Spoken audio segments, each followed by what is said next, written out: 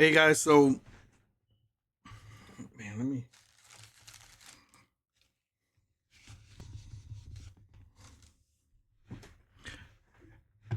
Hey guys, so I've been playing with Lovable lately, and man, I'm in love with the tool. I really think it's a pretty decent tool. There are some flaws, there are some things that they definitely got to work on, but one of the really cool things that I love about it is essentially the fact that it is going to be able to make it easier for you to make a lot of CSS changes. So I've been making several landing pages over the last week or so. Dipping and dabbling with it, trying to see what I could come up with. It's incredible that uh, the AI and Lovable can do all the CSS changes that need to be done. Typically, if you're coming in here, and in general with AI, you're going to get out of it what you put in. So those that have the experience, like myself, as developers, I've been a developer for over 20 years, working for Fortune 500 companies. And on the front end side of things, I'm also a full stack developer, so I also work on back end. But you could probably come in here and get a pretty decent website done without any knowledge. But this is a level of quality that you can get, with extensive knowledge and obviously with the ability to customize. And Lovable makes this really easy to customize your project. I mean, this is where we started here. I started with a blank template. I didn't like what it came up with. I kept prompting it and pushing it to redesign something, come up with something different. I started giving it examples of other landing page designs that I liked, and then it got better, right? And then I just started tweaking and tweaking the design, the spacing, one prompt at a time, right? And eventually, I was able to get to something that looked really decent, and that was scalable, resizable, and I added all kind of different functionality like autoplay of the video, the ability um, to turn on sound and have it reset. Hey guys. You can also close the player, replay, and it'll actually play again. That was broken before. So it's amazing that you could just use natural language and prompt the system and have it come up with everything that you need. And I love the edit button here that they have where you can actually go edit and isolate in on a particular area.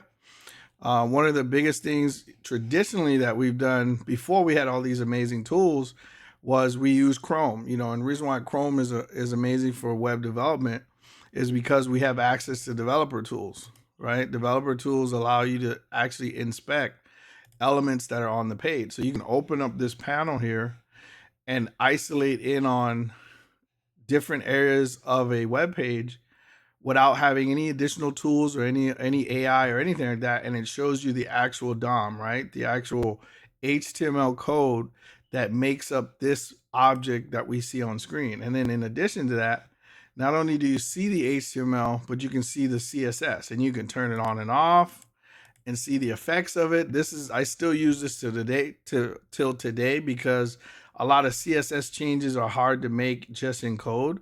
You need to actually see in real time, okay, if I add padding to this, what is the effect of that padding going to be in real time? And as you can see, as I'm adding it, it makes the adjustment, right? And then you can turn it on and off. So this is critical to getting a custom design exactly how you want it, especially if you're trying to reference other websites. You can go to any website in Chrome, open up the view, developer, inspect elements, and be able to grab this element. So you can copy this thing and actually paste those prompts in here and have Lovable actually reproduce that element on your page, and it uses the context of your website, etc., in order to actually implement that thing, right?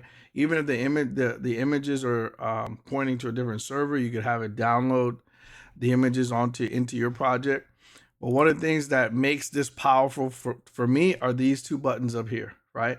Being able to integrate this with GitHub and Supabase, which is essentially a backend database, is the thing that will make this or that will give you the ability to make something real, right?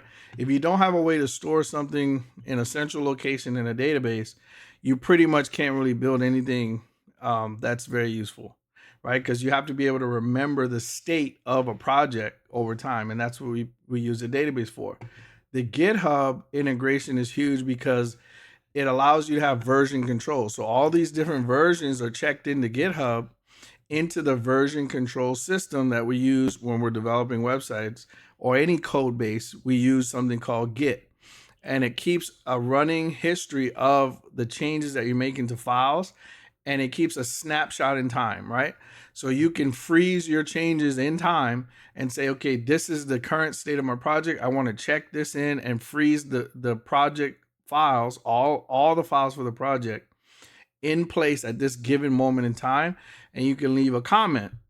And that's what this Git integration does, is it ties into the repository GitHub, where you can have individual projects in here, and it syncs both ways. So this is what's huge about how they set up Lovable. That's genius, is that they made it a two-way thing. So I don't have to be stuck inside of this Lovable tool here, because if you just click this code base button right here, you can actually see the raw project of your React.js project. Essentially, Lovable is building React.js projects on the back end or underneath the hood, under the code, right? So this is just a JavaScript project using the React.js framework, and you have everything here. And they didn't do any weird stuff to where you don't have access to the package manager, and you can install any dependencies that you want here. Any custom analytics, logging, any additional libraries that will add functionality to your project can be installed via just a regular npm node package manager. So that's huge. That's awesome. All the config files are here. The project is laid out and organized pretty decently.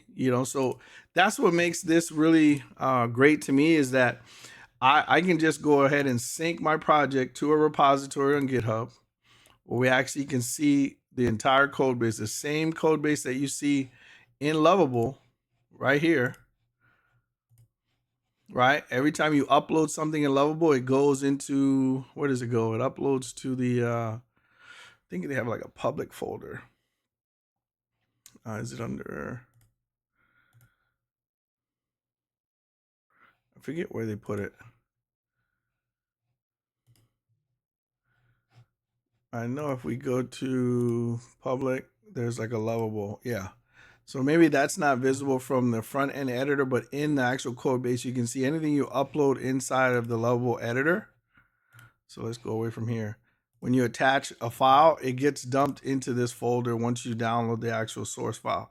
So I can take this repository, right? That is an exact clone of my project, right? We use Git and we check out the project locally, and I use VS Code, or essentially Cursor. Cursor is built on top of VS Code, and it's like an AI version of Visual Studio. And we can essentially sync that project here. So any changes that I make here, right? If I open up Terminal,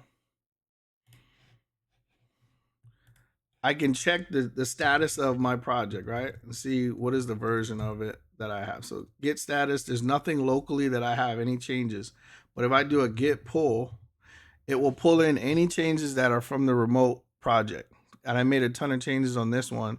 So you can see all these different changes. And the reason why Git version control or tracking the version history of projects are so critical for production apps is because you want to be able to have granular control over each and every file. So if you need to change something and go back in time because something broke, and you need to just change one file, you want to be able to go back in history and see what the changes were made line by line, and actually see, who made the changes, etc. So that's what Git is so great about. But I can pull this down here and I can actually run. So if you look inside the package configuration, there are commands here for us to run the file locally.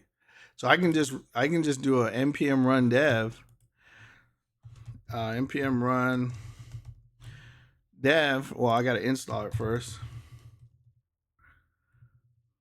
npm is just a package manager for Node. Node is the runtime for JavaScript to run either locally on your machine or on a server. And obviously, I'm not going to cover in this video how to install Node, but Node is already installed on my machine. So now that I've done npm install is like the default command that you run whenever you get a node project on your machine, because it generates all the dependencies in this node modules folder for you, right? So once I have that installed, now I can actually run the project based on the dev command that's here. So npm run dev, and it's actually going to spin up a local server on port 8080 for me, right? So I can actually see my project right here in my browser in real time, right? And this is the same thing that I see in Lovable. If I go over to, I'm on the wrong project. This is the project I'm editing right now. If I go in here, this is the same project I have in Lovable. I have it launched locally on my machine. That's huge. Any changes that I make here locally, all I have to do is, change the file, run git add to add the file to the staging of Git, commit it, and push it to the server, and automatically you're gonna see the changes here. So let's see if I change this from 200K to, let's say, 400K. So I would just find that file. That's the hero section.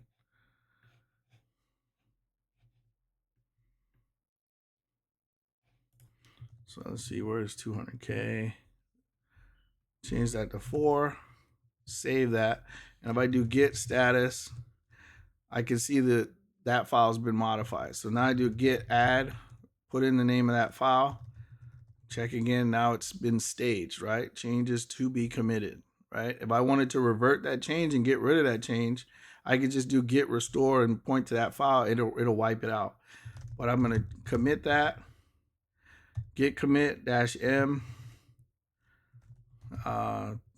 test changes, and the message that I put here will show up on Lovable as well. So that's awesome as well. So git push, and now that's gonna push that up to my Git repository that's hosted on GitHub, right?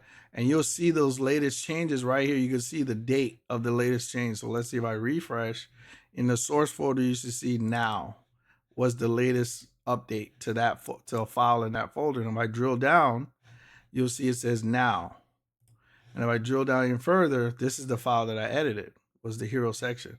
And if I jump into here, automatically, instantly, that change gets picked up right here inside of Lovable.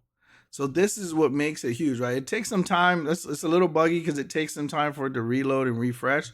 So you got to be careful not to go in here and go jump into the code on Lovable without the GitHub repo changes actually coming in, because you can override it. It's like a weird bug that they have.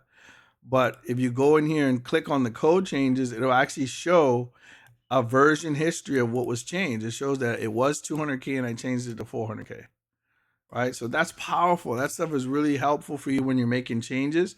And when you're in here telling the AI, okay, do this, do that, and it makes a change and you don't like it, all you got to do is go here to the version, jump back to the prior change, and then you can hit restore this version, right? So you don't have to be scared about making any changes, because every prompt that you put in, all the change history is recorded, right? So that's powerful. That makes this, very powerful for you to make a production app. Now, I've seen designers say, oh, you can't really do much here. It's kind of cookie cutter, but this is not a cookie cutter site that I have here. And it's because I took the time. I ran through a lot of credits. Lovable is very expensive. I'll say that, because I've run through a lot of credits giving prompts and trying to fine tune. So what I've started to do is just jump in the code and make the small tweaks on my own instead of prompting for it to save on credits. But, I'm able to get a pretty decent, pretty cool interactions, and just simply by giving natural language prompts to Lovable, and it does a pretty good job of, coming up with what it is that I want.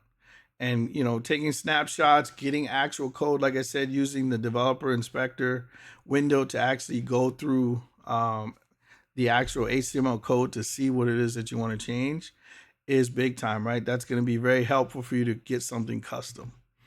So yeah, Lovable is really great, and you're going to be able to connect the database. You can add authentication. So I can add authentication to this project by simply hooking up a free Supabase account. Supabase is free for a basic level account, and you can get authentication to where it can allow people to automatically log in with their Gmail accounts, with GitHub accounts. You can hook up authentication with cell phone verification codes. Like all that stuff is built into Supabase, and it just makes it easy to implement.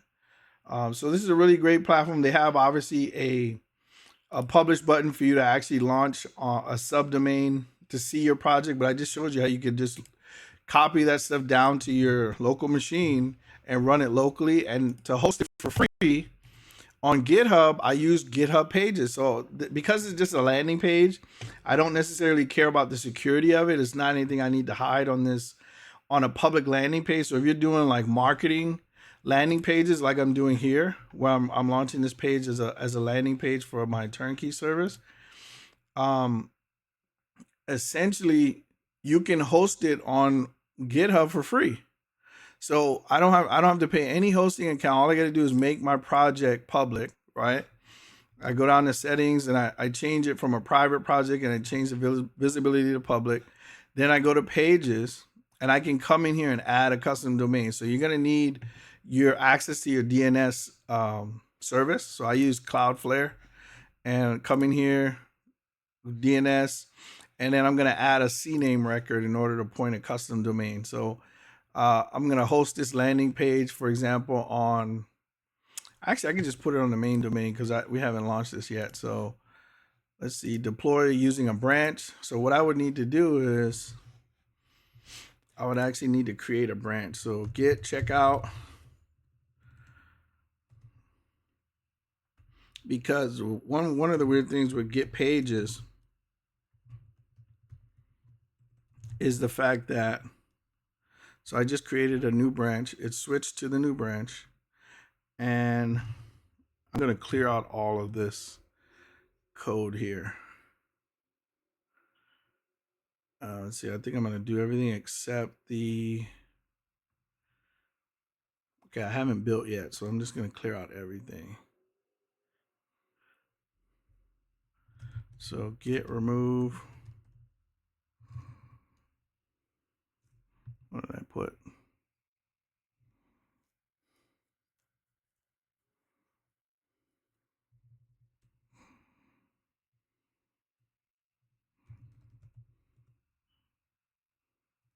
What I want to do is wipe out all of these. So I'm going to take, I don't want to get rid of the node modules folder. I don't want to get rid of this. I'm just going to wipe out everything else, because what I want is a raw folder that's going to be deployed. Git has a weird thing where it can only deploy the root of a branch when you're launching using pages, unless you go ahead and use like an action. So I didn't go through writing a custom deployment action. I'm just using the basic deployment that they have. And so I'm just gonna go back. Let me switch back. Oh, hold on. Before I do that, I got to check this in. So let's see, git add. I'm gonna add everything.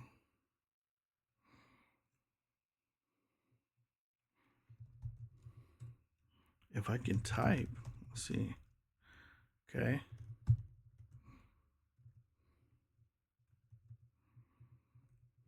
Clearing out branch. Okay, and I'm gonna switch back by using git checkout to the main branch. And what I want to do is do a npm run. Oh no, I need to add a deploy script first, because I want this to build production. And I'll just call this deploy. You can call this whatever you want, right? You can set up your environments however you want.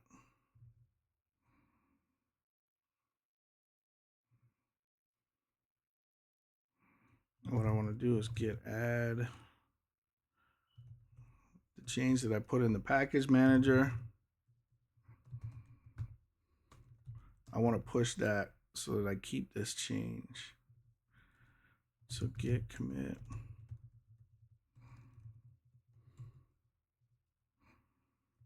Git push. I want to push that over to the repo. And if I do a ls, I can see that I just deployed. The deploy command created a dist folder. This dist folder is not being tracked by Git, so it won't show up in the version history. And the way we control that is using the .git ignore file. There's a dist folder declaration in here, so it's going to be ignored by the version control system. I don't want the distribution folder being tracked by the version control system because those are just in the moment compile time files. So I have that here, and now I'm going to switch over to GitHub Pages. I'm going to switch over to the production branch that I'm going to put on the website. And what I'm going to do is simply copy this, all the contents, and I'm going to use recursively. I wanted to copy everything, including the subfolders out of there. And I want to put it right here in this root of this folder. So if I do copy, it takes everything out of dist and it just copies it right here, right? I could create a script to do this and make it more automated, but I'm just doing it right here to get this live, right? Get status to see my changes. So I got to add these. So I'm going to add all these changes that were these new files, right? Let's see. Uh-oh, git add. Moving too fast. Git add.